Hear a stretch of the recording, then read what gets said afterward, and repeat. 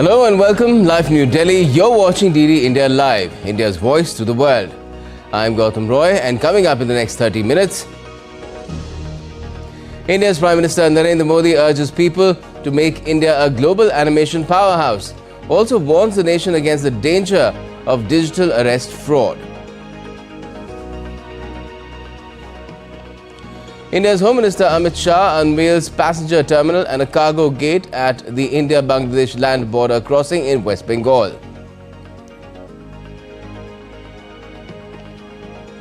And in a blow to Japan's new Prime Minister Shigeru Ishiba, the nation's ruling LDP has reportedly fallen short of majority in snap elections for the first time since 2009.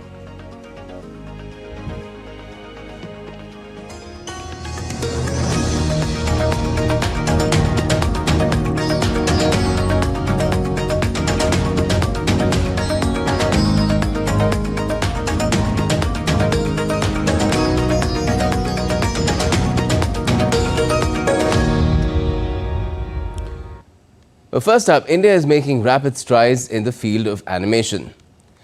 India's Prime Minister Narendra Modi, during the 115th episode of his radio program Mann Ki Baat, urged people to resolve to make India a global animation powerhouse. Talking about self-reliance, the Prime Minister called upon people to share examples of innovation and Atmanirbhar Bharat, that's self-reliant India, on social media.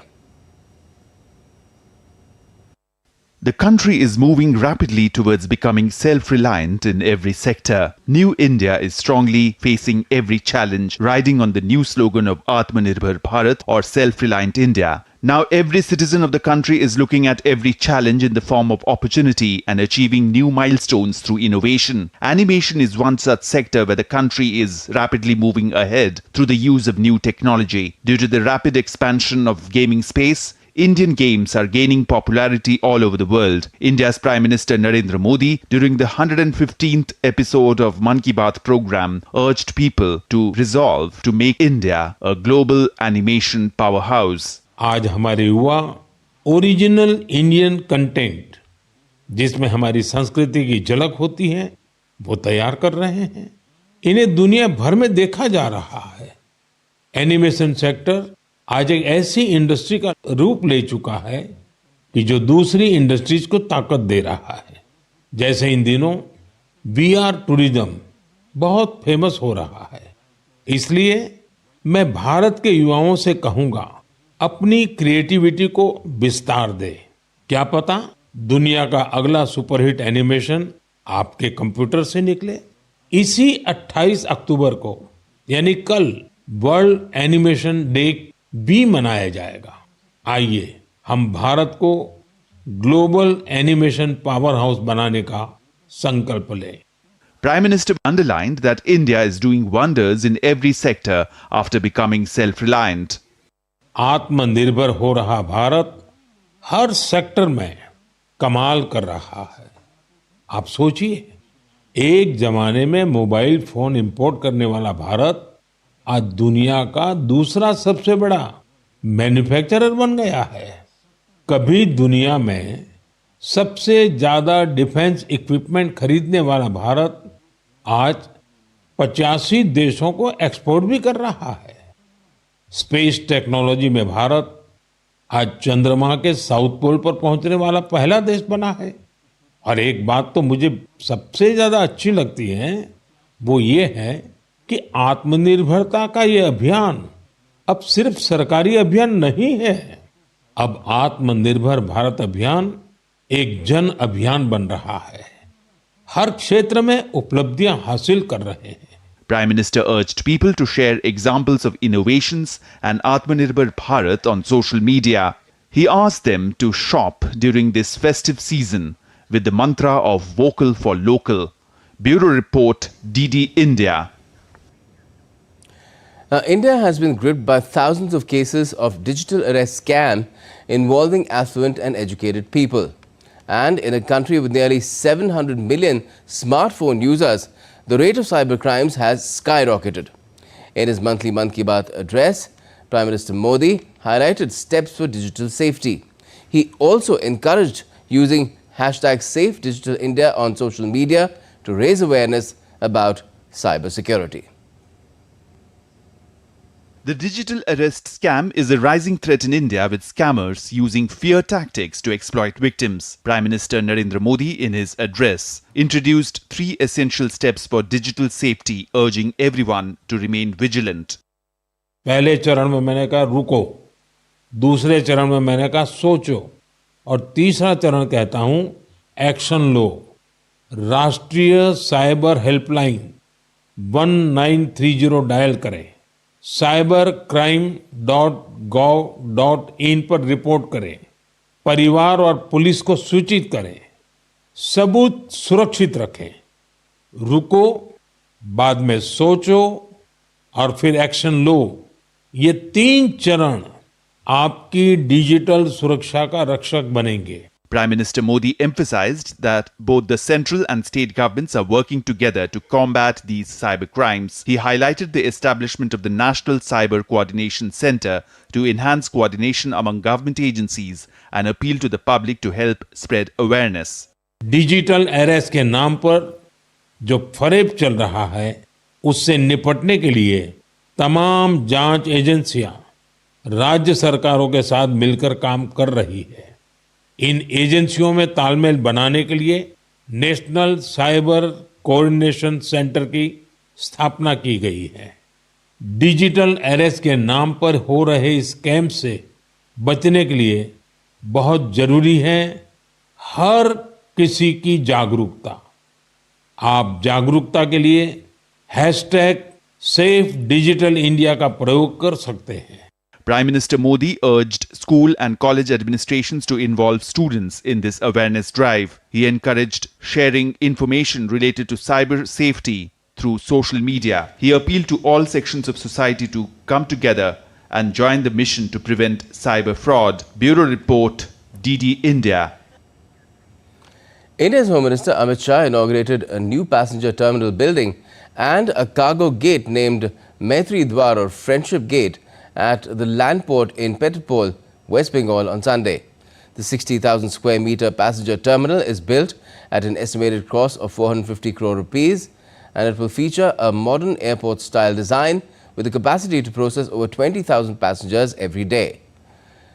The land port of Petropol is the largest land port in South Asia, designed to facilitate smoother movement between India and Bangladesh.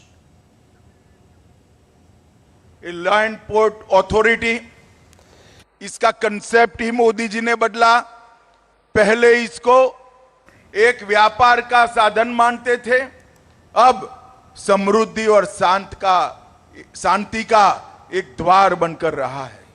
हमारे पड़ोसी राष्ट्रों से हमें जोड़ने का काम कर रहा है।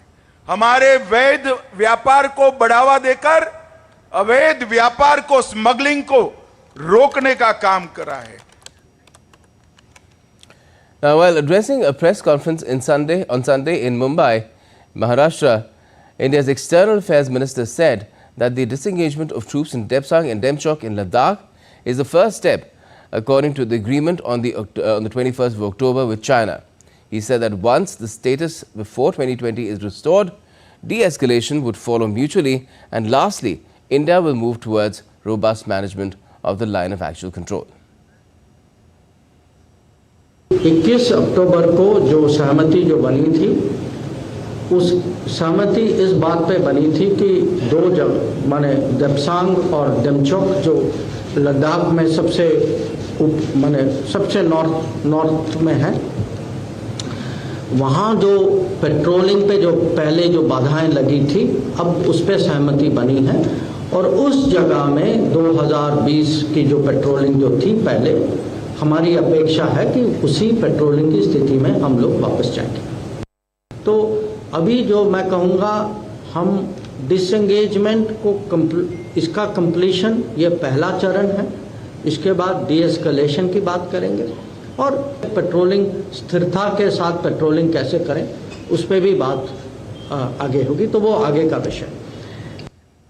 And Dr. Jaishankar also said that India-Middle East-Europe corridor aims to create a comprehensive transportation network, and Maharashtra would be the leading beneficiary of this project. There is an initiative called IMEC, India-Middle East Economic Corridor. Okay? India-Middle East Economic Corridor, from India will take a corridor across Arabian Sea to Gulf, through Gulf, Mediterranean to Europe. It is today the most talked about connectivity corridor in the world. Where will be the main Indian interface be? State of Maharashtra. Therefore, where will the maximum investment on ports and logistics come? State of Maharashtra. If ports come, what will you need? You will need roads and railways. Where will they come? State of Maharashtra. So I think this will, there is a lot today which Maharashtra can gain from this situation. India's Prime Minister Modi, along with his Spanish counterpart Pedro Sanchez, will launch the C-295 aircraft facility in Vadodara on the 28th of October, which is on Monday, and we'll speak more on this. In fact, let's listen in to former Chief of the Indian Air Force. It's a historic moment as far as India's self-reliance in our air defense ecosystem. And to speak more on this, I have with me the former Air Chief Marshal Chaudhary. Let's talk to him and find out. Sir, we all know that it's a great moment. And with this, do you think that it's a watershed moment for the Indian Air Force as well? Of course it is. It's a huge event in the history of aviation in India, more so for the defense industry and as well for the Indian Air Force.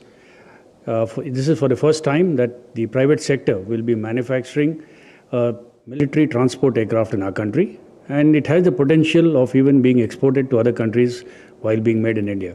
So talking about the private sector, since a deal was struck, 21,000 crore deal was struck with Airbus Spain, do you see increasing role of the private sector in India's air defense? Of course, even in this deal, you'll be happy to note that almost 35 Indian industries have been approved for manufacturing of components and detailed parts within India. Out of these 35, 29 are MSMEs. And this number is only going to grow as the manufacturing process starts building up speed within India. Right from the first 5 aircraft, which will be made in India, approximately 75 to 78,000 man-hours will be done by Indian workers. And this will slowly build up to almost 108,000 man-hours, which is more than 96% of the man-hours which are consumed in manufacturing the aircraft will be made in India. So talking about this C-295, it would be replacing our old Avros. So what is going to be so special about this aircraft? We all know that it is all-weather condition aircraft. Yeah, this is one of the best aircraft in its class. The Avro, as you may be aware, were inducted in the Indian Air Force back in 1962, and they have served us for almost 62 years. And as we phase out the Avros, this is an ideal replacement. And tactical airlift aircraft that can operate up to a height of 30,000 feet. It can fly about 1,800 miles.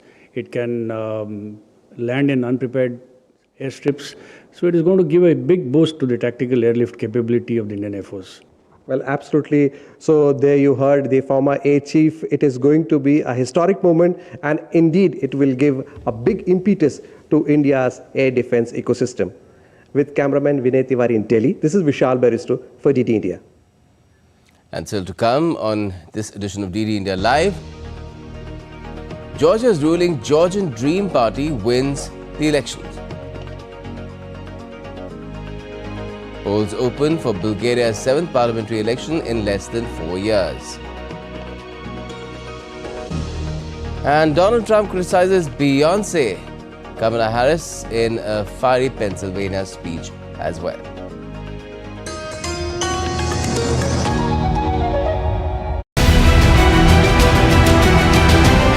Who will be the next president of United States of America? Will Donald Trump make a dramatic comeback, or will Kamala Harris become America's first woman president? It's a tight race to the White House. The knives are out and the battle lines sharply drawn. He's becoming increasingly unstable and unhinged. She's a threat to democracy because she shouldn't even be the candidate. I'm Amritpal Singh. I'm Shubhendu Ghosh. We travel across the United States to decode the issues at the heart of this polarized election. Watch this space only on DD India.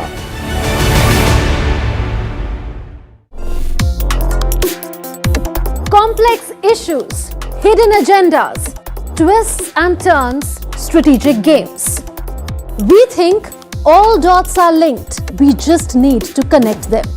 Join me every week as I connect the dots to unravel hidden designs in statecraft, mysteries, and decode issues that matter to you. Watch Connecting the Dots with me at these times on DD India.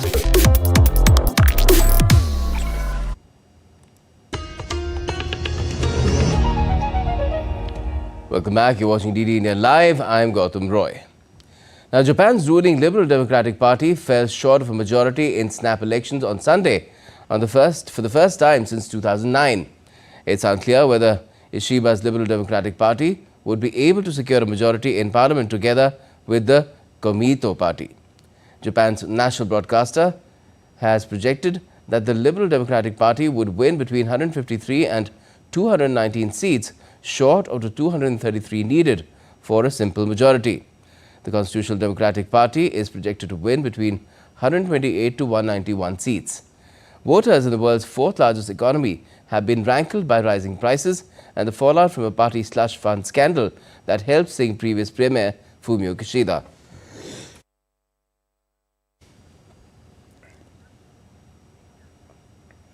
And Georgia's ruling party, Georgian Dream, has won a decisive victory in the parliamentary election with over 54% of the votes.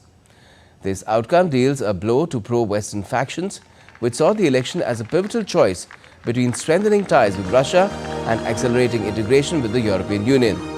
The ruling Georgian Dream Party's billionaire founder, Bidzina Ivanishvili, expressed gratitude to voters for their loyalty. I want to express great gratitude to our beloved voters who have been following us sincerely and with such loyalty. However, opposition leaders have contested the results, alleging falsification and refusing to recognize the outcome. So Georgians voted for our historical choice of our ancestors, the greatest Georgian ever, and choice of our future generations. That's an European path. That's in Europe. Georgia is going to Europe. That's our most important step in after our independence, declaration of our independence. So that's a great victory. I'm very happy.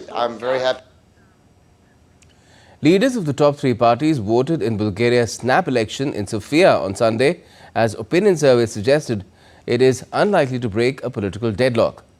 Bulgaria held its seventh snap election in 4 years on Sunday. The European Union's poorest member state has been at a standstill since 2020, when massive anti-corruption protests brought down three-time Prime Minister Boyko Borisov. Borisov's GERB party looks set to top the vote, currently polling at around 28%. The reformist PP party was seen at 16.2% and the ultra-nationalists at 14.9%. The first partial results are expected to be released on Sunday midnight.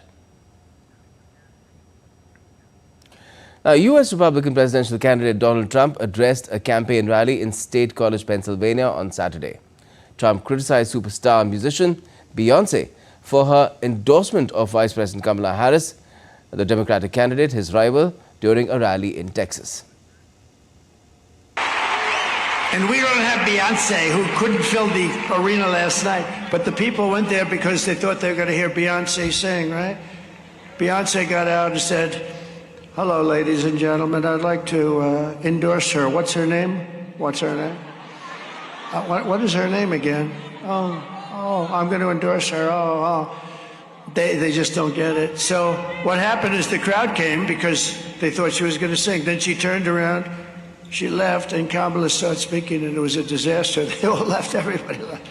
We don't need anybody. And in the rival camp, U.S. President Joe Biden attended a Get Out the Vote event in Pittsburgh to support Democratic presidential nominee Kamala Harris. Joe Biden hit out at Trump's supporter Elon Musk, saying Musk was an illegal worker when he began his career in the U.S. Well, that wealthiest man in the world turned out to be a legal worker here when he was here. Oh, I'm serious. He was supposed to be in school when he came on a student visa. He wasn't in school. He was violating the law. And he's talking about all these illegals coming our way. As far as America goes, guns and gun control has remained a complex issue in the US. On the one hand, the right to bear arms is guaranteed to citizens by the Second Amendment of the US Constitution.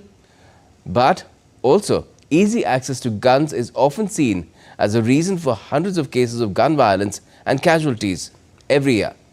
Now, in an exclusive report, DD India's Shubhendu Ghosh walks into a gun shop in Miami, Florida for a frank conversation on America's relationship with guns.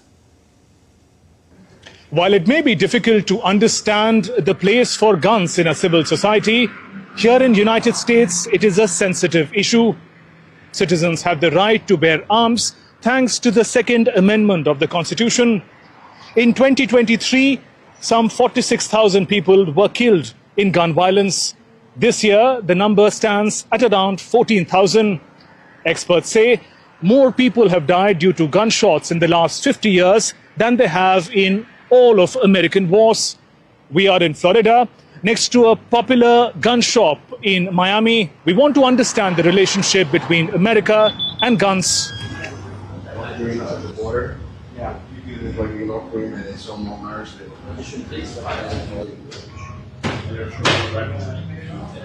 Hi, Manny. Nice to meet you. Thanks for meeting us. First, I want to learn from you. What is the significance of guns in American society?